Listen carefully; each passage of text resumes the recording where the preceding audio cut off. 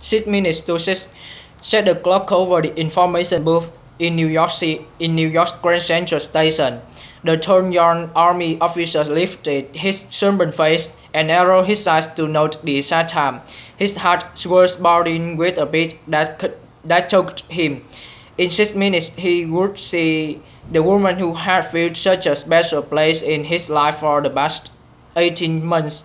The woman he had never seen yet, whose words had sustained him infallibly. Lieutenant, Lieutenant Blandford remembered one day in particular, the worst of the fighting, when his plane had been caught in the midst of the backup enemy planes. In one of those letters, he had confessed to her that often he felt fear. And only a few days before this battle, he had received her answer, "Of course you fear. All brave men do.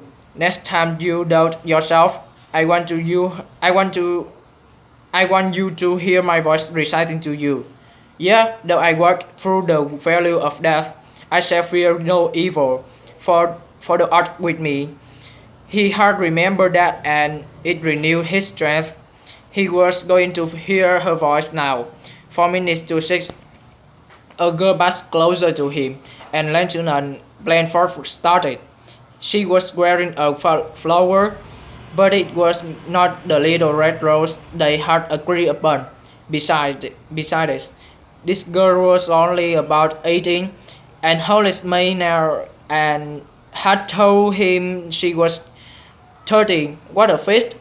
He had answered, I'm 32. He was 29. His mind went back to the book he had read in the training camp of human bondage. It was, and throughout the book were notes in a woman's handwriting. He had never believed that a woman could see into a man's heart so tenderly, so understandingly. Her name was on the book plate, Hollis Maynard. He got a hold of the New York City telephone book and found her address. He had written. She had answered. Next day he had been shipped out, but they had gone on writing. For 13 months she had faithfully replied. When his letters did not arrive, she wrote anyway, and now he believed he loved her, and she loved him. But she had refused all his pleas to send him her photograph.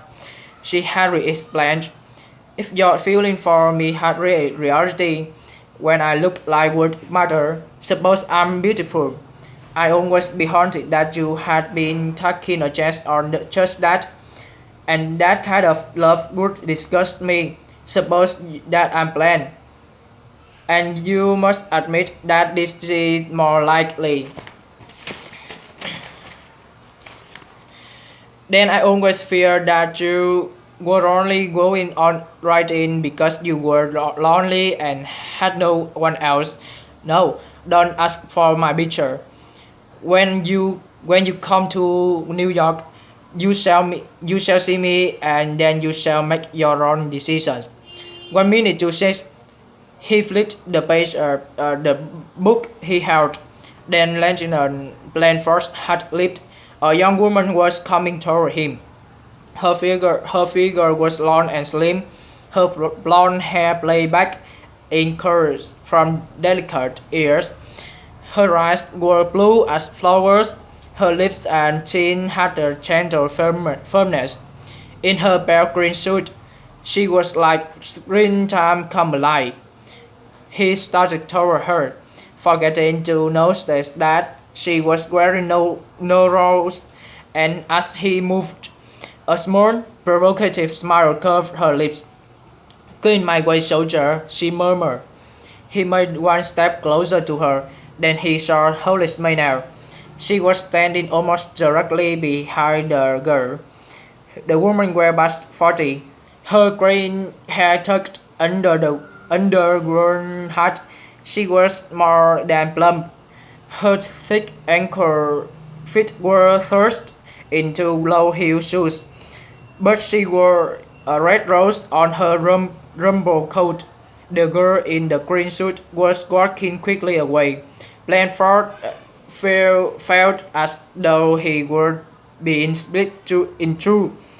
So keen was his desire to follow the girl, yet so deep was his longing for the woman whose spirit had truly companioned and upheld his own. And there she stood. He could see her pale face was gentle and sensible. Her grey eyes had a warm twinkle. Lieutenant Blandford did not hesitate. His fingers gripped the worn copy of human bondage, which was to identify him to her. This would not be love, but it would be something special, a friendship for which he had been and must be ever grateful. His soldier saluted and held the book out toward the woman. Although even while he spoke, he felt the bitterness of his disappointment.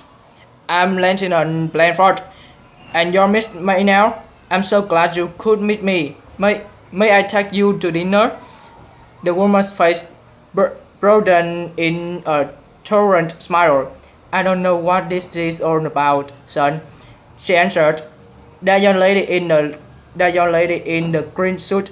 She begged me to wear this rose on my coat, and she said that if you asked me to go out with you, I should tell you she's waiting for you in that restaurant across the street.